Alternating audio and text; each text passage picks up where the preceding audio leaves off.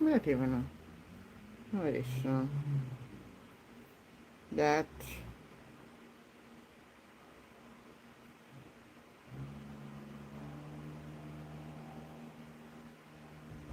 Oh my goodness, Winnerington.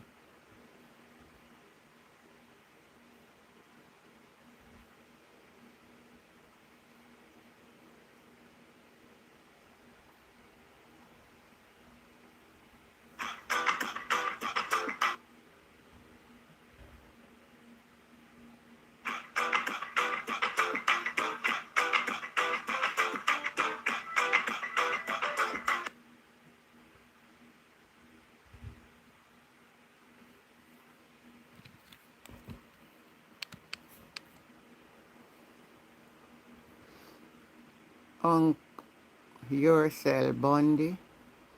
Yourself. Good night. Yourself Bundy. Good night. Oh, let me change this. Oh my goodness. Wow.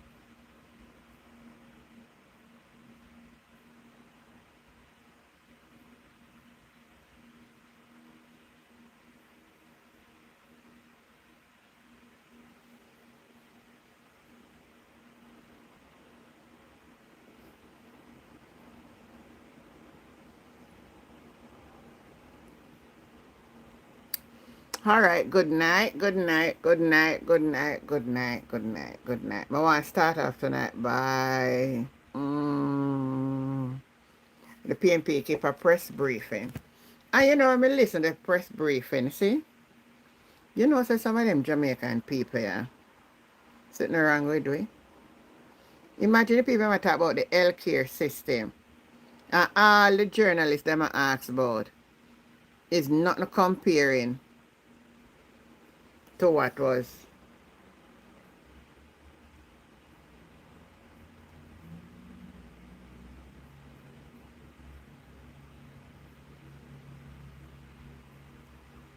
Interface with this system. Our leader of the opposition, Mark Goldin, will play for you, play by play, what has happened since this crisis began unfolding. After which, Dr. Dawes will take you with the facts, and you then will have to make the decisions. We'll take your question after the break when we come back. Good morning. I'll go first. I think. So many have been Thank you, wondering Dosti. why Thank it you. takes so long to do a press conference. And it's a simple reason. After every scandal that he has faced, the Minister of Health has gone on a cross-country tour and gone on every talk show and produced a lot of news to drown out whatever it is that we're bringing attention to. And as a result of that, he has been able to escape time and time again. Yeah, true. Scandal after scandal. Yes, so we man. decided to do things a little bit different. So we brought things out in the media in a creative way. And then we allowed the minister to do his usual tours. And you would have seen over the last few days that he has gone to most of the hospitals. There have been a lot of sound bites, a lot of stories. He has been on a lot of talk shows. And all of this has served to kill the discourse of what is happening at the university hospital. So now that he has done what he usually does, we are now going to have the press conference that so many are dying for. So we want to bring back the attention to the University Hospital of the West Indies this morning. And the reason why we have to bring back the attention to the University Hospital of the West Indies is because it is the premier teaching hospital in the Caribbean. So it's not just a regular hospital where you go and get treatment. This is where doctors, nurses, physiotherapists, lab techs, many healthcare workers are trained. And if the university hospital loses its accreditation, it can have an impact on healthcare across the region. Not only does it serve as a teaching hospital and it is in danger of losing its accreditation and as a result affecting the University of the West Indies, but it sees about 10% of the Jamaican population every year, and it is a Type A referral hospital. So we have to preserve the University Hospital of the West Indies. And what has been happening, especially the last Hi, few Becky years, Ann. Good is that night. the hospital is almost in a death spiral because of poor governance. Now, the minister has repeatedly distanced himself from what is happening at the university hospital. And he has basically cast blame on the departmental heads.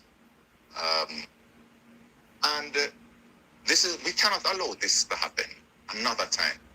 We cannot allow the deflection and the distraction to allow it to take away from the substantive issues. We have to stop it now because the consequences are too great. When the former board tried to enact reforms, they saw evidence of fraud, they saw procurement irregularities, and they sought to correct them. They had a CEO brought in after an exhaustive process where they had over 30 applicants. That CEO was a professional who was supposed to bring forward the reforms at the university hospital. The acting CEO at the time was not shortlisted. He was not deemed to be qualified for the job. Hi, Joanne. But then the minister directly intervened and the board was dissolved. A new board was formed.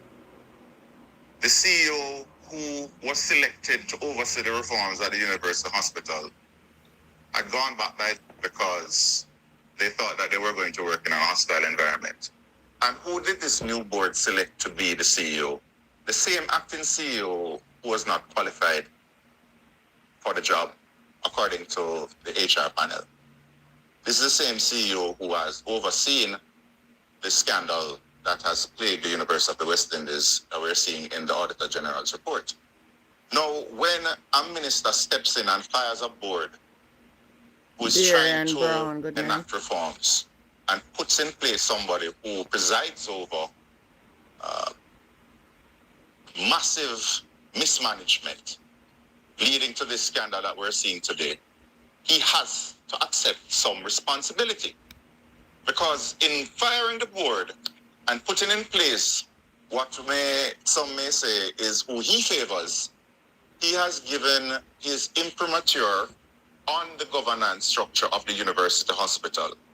And then those who he favors, they go around acting, in the words of the staff, like absolute monarchs. And this has led to an HR crisis at the university hospital where disaffected staff have written letters of complaints, where they've had meetings where the notes have been sent to the board crying out for change. They have highlighted procurement issues, irregularities. They have been sidelined from the process.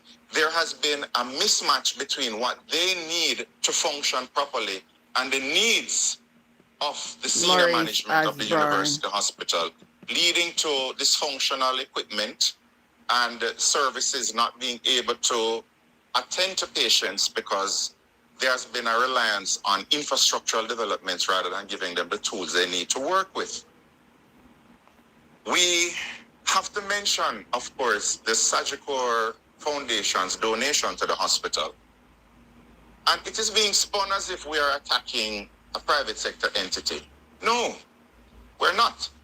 We feel sorry for Sagicor because Sagicor had all good intentions to help the pediatric unit at the university hospital. The pediatricians were very involved in the Sagicor Foundation's efforts to raise the funds. But then Sagicor was misled, hoodwinked, taken for a ride by senior managers at the university hospital who told them that the pediatric department had bought into the reallocation of the resources. You know, hear them So something else? instead of the $75 million going towards the Right, pediatric Delano. ward that it was initially earmarked for, it went towards a CT scanner purchase. 8%. And the poor organization, not knowing Little what was Miss. going on, went along with it. The pediatricians were basically told by some managers that they are not getting the money. The money is going to be used elsewhere, and they have no Hold on say. there. Hold on, I can pause In it a their little. words, they feel Can pause it little. It's a teaching hospital, Doppelbat. Who you call Doppelbat? Lil Miss Rudy Savage. Who your company you can call Doppelbat? But what a piece of outer hardness.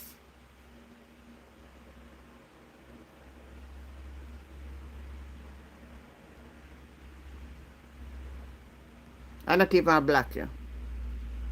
they feel like they were used. And it's situations like this that has led to low staff morale and has led to poor service at the University Hospital of the West Indies. And if it continues this way, you're going to see the death of a regional institution. Me never black him, man. I make him go and type in tonight. Now, when you speak about reforms, immediately after the tabling of the Auditor General's report, when it became public, the minister announced a panel to look into the operations of the hospital and what exactly could have been done to prevent this scandal from unfolding. And it seems genuine when you look at it, that we're seeing the report coming out and then the minister taking decisive action less than 24 hours later. But they knew about the report from last year. Why wasn't this panel announced last year? Because the panel is only to serve as a distraction for you to wait 4 months, lose interest, and then you would move on to another scandal somewhere else, maybe Cornwall Regional, and then this matter would die a slow and painful death. But the minister did not need to empanel another set of individuals to look into the findings of the Auditor General report. In fact, there was already an investigative report, and this was submitted to the board from November last year. And this investigative report looked into the Auditor General's report, and it found evidence of similar things: a lack of procurement plans, lack of documented controls, repeated internal audit warnings, fragmented governance structures, insufficient staffing. And when it went through department by department to show that the procurement department had staff that were not trained in procurement, there's a lack of digitalization, and there was no documentation of internal controls. The finance department was weak. The internal audit department, they repeatedly flagged issues, but no action taken by management or the audit committee. And of course, they had insufficient staffing and insufficient space to perform their duties. You look again at system-wide governance failures. Audit committee not performing its statutory role, CEO and senior directors not enforcing internal audit recommendations, no coordination between internal audit and risk management, and of course, again, insufficient digitization. The office of the CEO was flagged repeatedly for breaches.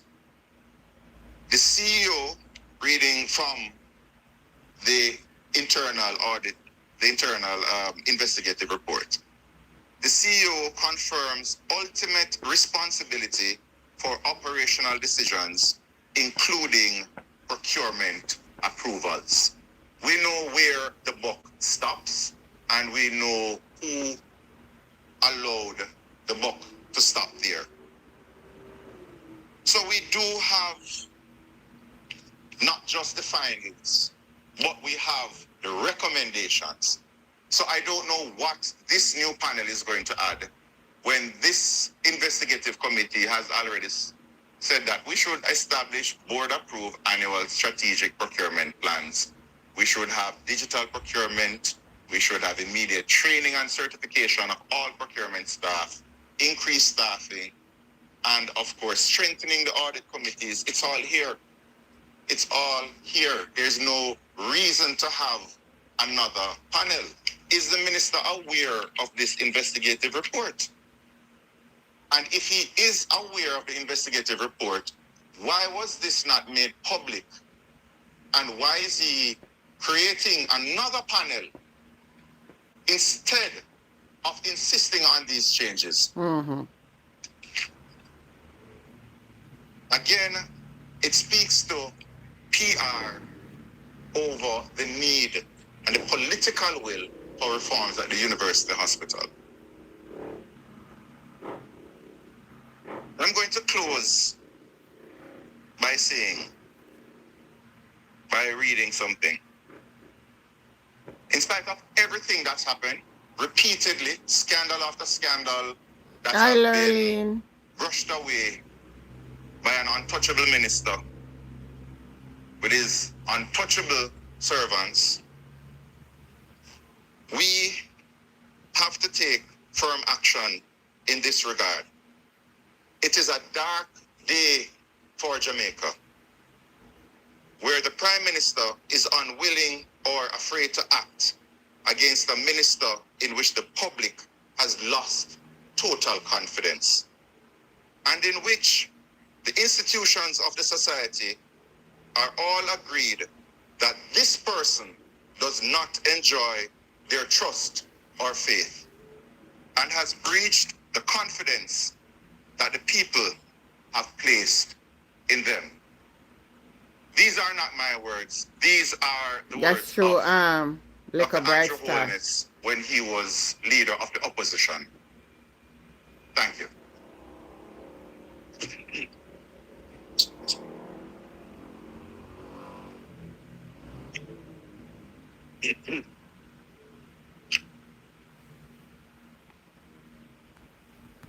Thank you very much, Dr. Dawes. I come to this matter as somebody who was born and grew up on the university campus. My father served at the University Hospital of the West Indies for over 40 years to the date of his death. And as a youngster, I used to frequently visit Ward 17, Glenn, good which was the night. ward that he headed, on Christmas Day, giving out presents, etc. So when I see this cherished institution, which was the leading light of the University of the West Indies as a tertiary institution, and had built a reputation of excellence over many years, coming to this point, this very low point, where the Auditor General has exposed system failures, governance weaknesses, malfeasance, procurement violations. Yeah, man, they And mash where up everything. anecdotally one hears on a regular basis the dire situation faced by people who come to the hospital and need medical care. It really is a travesty, and it pains my heart as somebody who has this long-standing familial connection with the institution. This is a government that doesn't hold its leaders to account. There's no accountability within the Andrew Holness administration. We have a Minister of Health who has gone from one scandal, one massive failing Good to the question, next. Bright Star. From the Cornwall Regional Hospital debacle, still unresolved, the dead babies situation, and there's no accountability. And this situation at the University Hospital A demolition government. is one that he cannot wash his hands of. The reason being that he was responsible for disbanding the board of the hospital that had commenced a process of getting the systems, the governance, and the management of the hospital into a state of good order. Commenced, most importantly, a CEO recruitment process. And that was a professional and transparent global search for a suitably qualified and experienced person to take over as the chief executive officer of the hospital. And a firm that was experienced with Government of Jamaica protocols, received over 40 applications, shortlisted 6 qualified candidates, and the board's Human Resources Subcommittee unanimously selected a top candidate who happened to be from overseas. That board also implemented successfully long-stalled hospital information management systems that have been inactive since 2017. And they had revived that in 2022-2023, and were getting that on track. And an internal audit had uncovered irregularities in contract awards and purchasing, and the board detected suspected fraud in the payroll department, and that had led to arrests.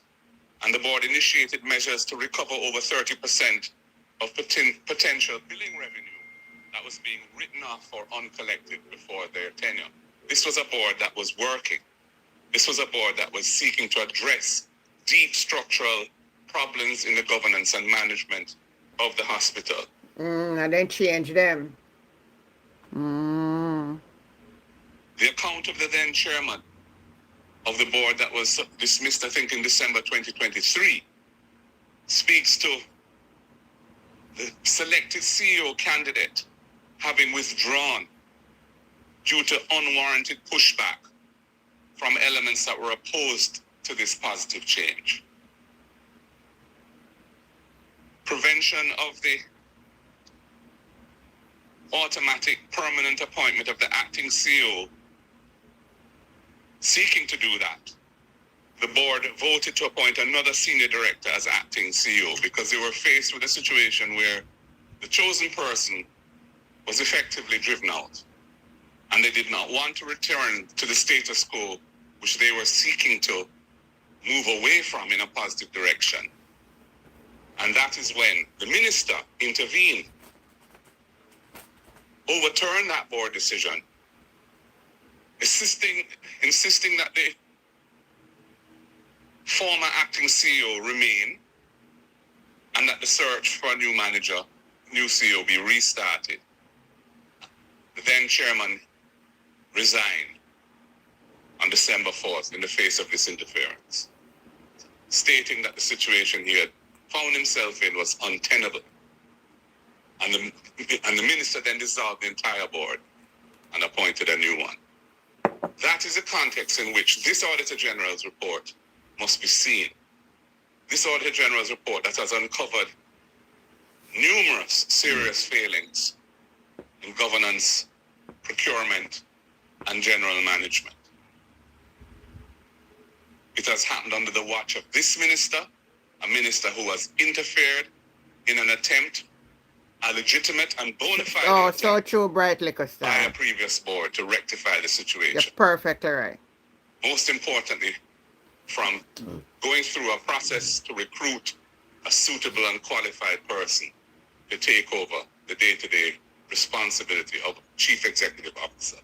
A process that was thwarted, and the status quo was allowed to remain, and we see where we are now, in a mess.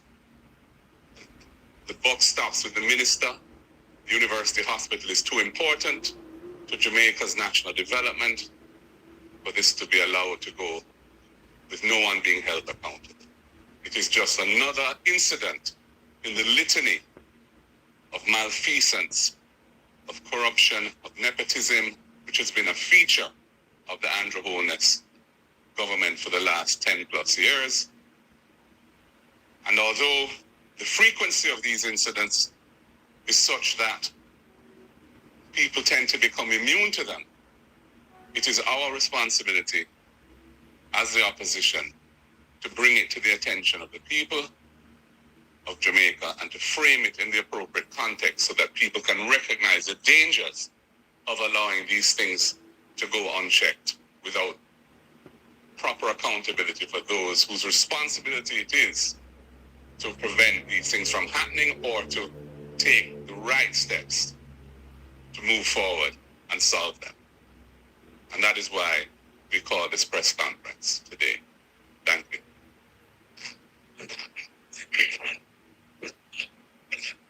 Now, there you have it. If you have questions and you're in the room, please indicate by raising your hand and we'll get a microphone. Here are them people are gonna ask question now. You see what the press briefing about?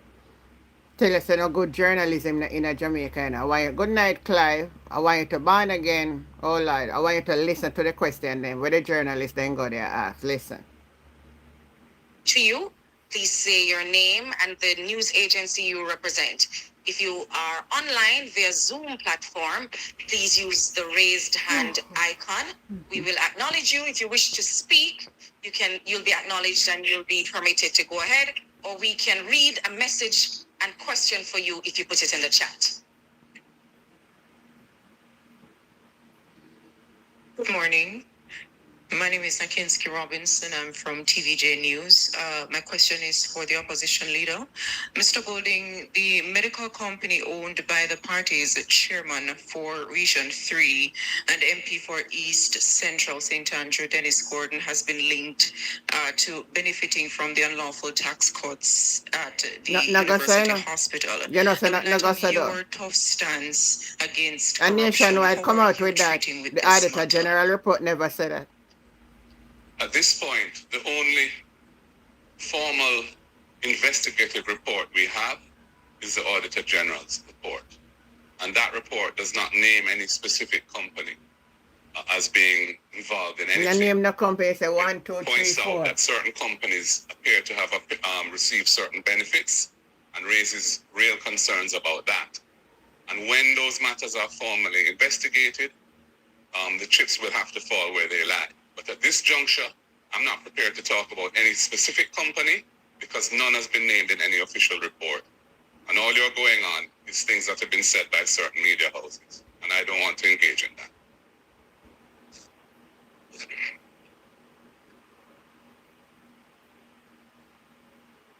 Follow up to that question, Mr. Golding. Siobhan Campbell from Nationwide News. The matter raised by my colleague, have you actually raised it with the chairman of Region 3, that's Dennis Gordon? Has he given you an explanation or an answer regarding the allegations raised? You see them still?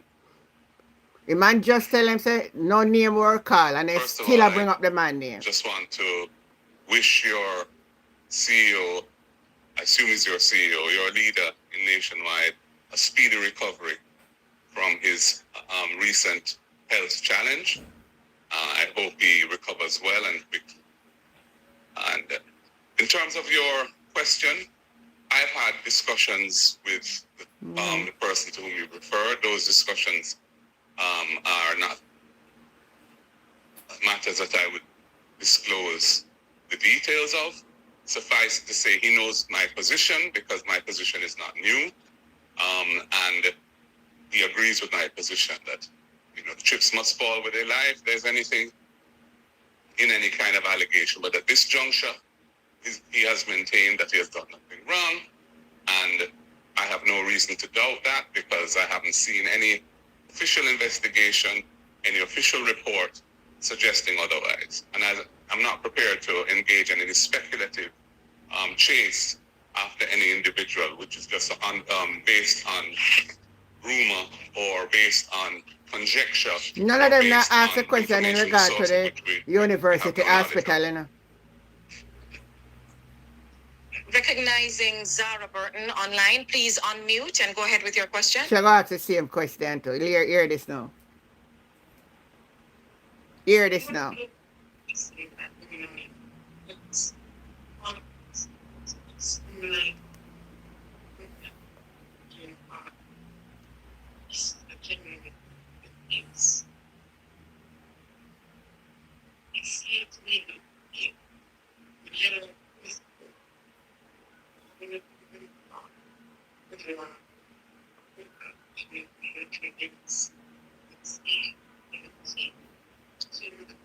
Me not even hear what she say good.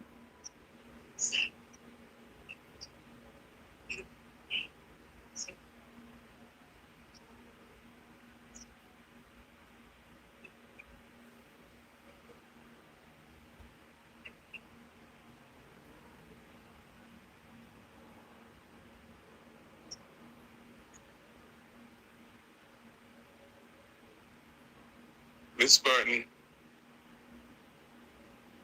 if there has been any instance of taxes or duties that are properly payable having not been collected because of the way in which things were done, and those things were an improper situation, then those taxes should be collected and whatever sanctions are appropriate should be imposed. I really have nothing further to say on it than that. Nobody not. You see, you notice the journalists them? I'll know this university hospital in a problem. Then I ask a question in regard to that, you know. All them love is gossip and daytime drama.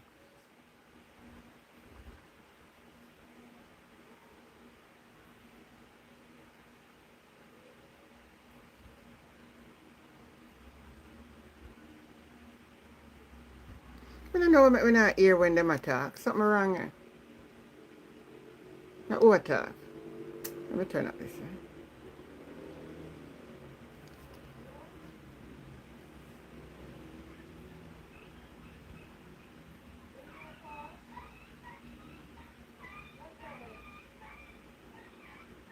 Potential for nepotism, the potential for persons getting the benefit of their inside connections was being manifest.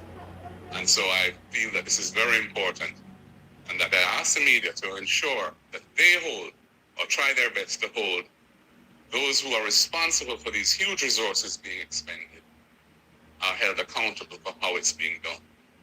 Similarly, in relation to the university hospital matter, I realize that the media is fixating on the allegation made by one media house. But when you look at the report, there are many important issues in that report Exactly. that need to be addressed and should not be swept under the carpet. There are multiple players involved, and it's important that we don't abandon any kind of balance in how we deal with this thing and focus on what is actually before us from a credible source.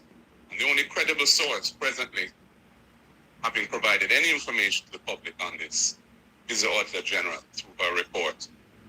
And to the extent that she has findings in there that warrant further It's a question investigation, what am I asking the expect opposition? those further How did I investigations to ask be the done by the government? appropriate authorities. Ask all the opposition And when about they how make they their collect money findings, we will address them. But at this for point, hurricane. we're not proceeding on the basis of And nobody speculation, asks the government character about the money. assassination, or anything of that nature.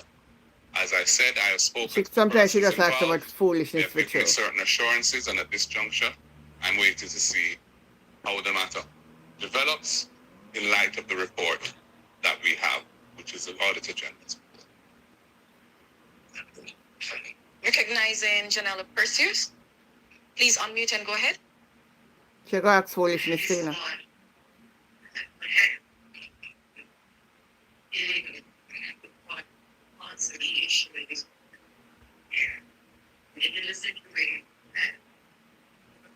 The audio not good with him.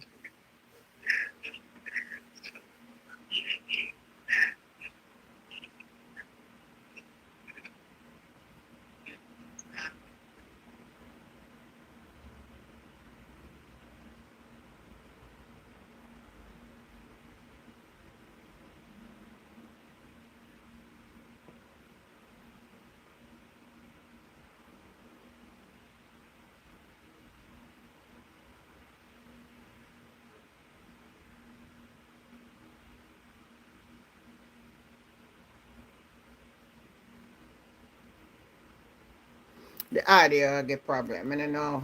Alright. Let me find it pan let me go pan another something and find it. Because me not hear this so good.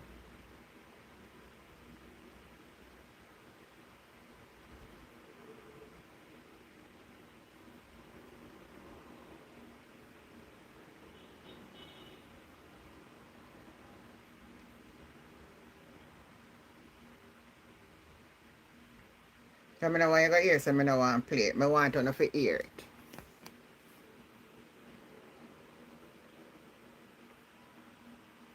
Investigative report we have is the Auditor General's report. And formal or critical. And we don't know what mechanism the government is going to provide to assure the Hi, public Jennifer that those Mackenzie. resources Good have night. received value for money. I remember arriving in Black River a few days after Melissa, and I saw a member of parliament, not from St. Elizabeth, on a street corner. And when I asked, I was told trucks were being used for the cleanup. Yeah. So there you go. From the day one almost, the potential for nepotism, the potential for persons getting the benefit of their inside connections was being manifest. And But so nobody I not feel ask that them this the is very question. important. And that I ask the media to ensure that they hold or try their best to hold those who are responsible for these huge resources being expended are held accountable for how it's being done. Similarly, in relation to the university hospital matter, I realize that the media is fixating on the allegation made by one media house. But when you look at the report, there are many important issues in that report that need to be addressed True. and should not be swept under the carpet. There True. are multiple Hi, players Fergie. involved, and it's important that we don't abandon any kind of balance in how we deal with this thing and focus on what is actually before us from a credible source. All right, so And let the me only pause it credible for source, so let me pause it for a while so you can understand. The reason why I play it, because I don't want anybody to say, oh, the journalists them did ask them question and they couldn't answer the question, and that's the reason why you not play it, you know? But I realize that we don't have no journalists in this country. Those are the days where they used to have like Dorian Samuels, those old folks. They would deal with matters. What we have nowadays is soap operas and mix up. Anyway, mix up there that they run for. That's what we're seeing. That's what we are seeing now. And I understand that we evolve, but I think the journalism in Jamaica is very poor. Very poor. Now, when you're going to ask the opposition that they have if they must make the public know how much money they collect for relief. You know, so we're mad. Because when you ask the government how no resources reach to the people all now who are impacted by Hurricane Melissa. That shouldn't be on a focus. The government and not the opposition. The opposition can collect any amount of money and use it if they want. Because they can be just their ordinary. I can collect money and use it if I want. You can't come tell me what I should do. It leaves to my conscience to do. But the government has a responsibility. So who should I hold accountable? The opposition or the government? Is it more important to know how much money the opposition collect than how much money the government collect and how it is spent? And the people that rest of them are journalists, you know. Wanna waste the money go college for go study nonsense for? Simon Kraskill, yeah, you remember them? And Anthony Abraham. All of them, the Barbara Gludan, Matty Perkins, them the people, Michael Sharp, oh my God. All of them people gone. Oh my God. Life is just for living in, man. Today we here and tomorrow we just gone. Mm-mm. All this one man we used to do religious hard talk. Him dead too, you know, man. It was a pleasure to listen religious hard talk. We don't have no more of them than our PM mad people. Me say one from Nationwide were talking. Because if I find it, I want you to hear this. Him saying I'm coming. And if they want to go low, I can go lower. I mean, say, wait, I don't want journalists this. No, I love this. No, Ian Boyne, right, Ian Boyne. You don't see that they are, if them are, me say the question they were asking. The whole of them come out, like them never see the Auditor General report. And asking question based on what Nationwide put out. Tell me if that is good journalism. And even when the opposition leader is saying the Auditor General report did not call anybody name, I read the report. I read it right here. It's a company 1, company 2, company 3, company 4. There was no name of the company. Now, let me say this. Because I am just the person who I am. It will not surprise me if the person who they're accusing is involved. I want you to remember that I said this tonight. It will not surprise me that the person who they're accusing may well have some, because they are their friend, because I saw the thing said.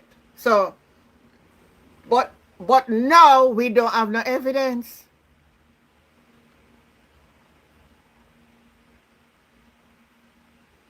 Now, I am a little bit pulling back myself from that now. And then I believe say if Dennis got the name in it, the Jamaica Labour Party would have come out long time. And Christopher Tufton would have come and hold a press briefing or go to the Wednesday meeting where they keep a room and talk and say him involved in it. Or is it too deep that they, even if him involved, they can't call the name? What is it? What is really happening in this country?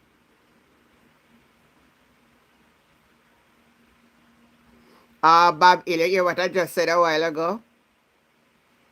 Yes, I know him of a medical officer. Maybe that's why they say that. But what I'm saying, from the Auditor General put out that report. You don't believe that? Tufton would keep one meeting or go to the meeting and make mention of it. But him trying to do some PR instead of come out and face it. Because they want to, that's why yesterday have this Julian, oh, hold on. I'm not ready for Julian Chang yet because I come to she next.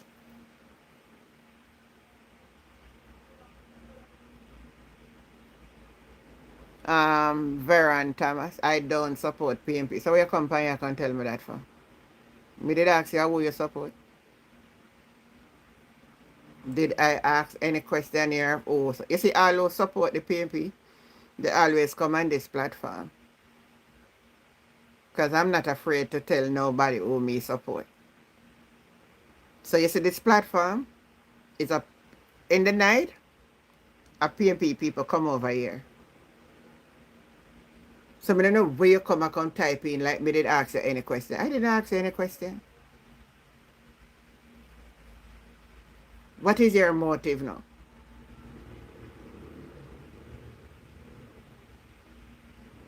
Oh, so Bright Liquor Star, you may touch the right point.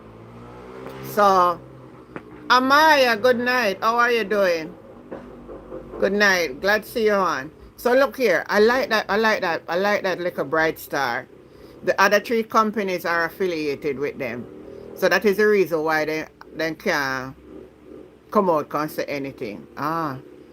You may be onto something, girl. You may be onto something. Good night. How are your name? Me not gonna say a word.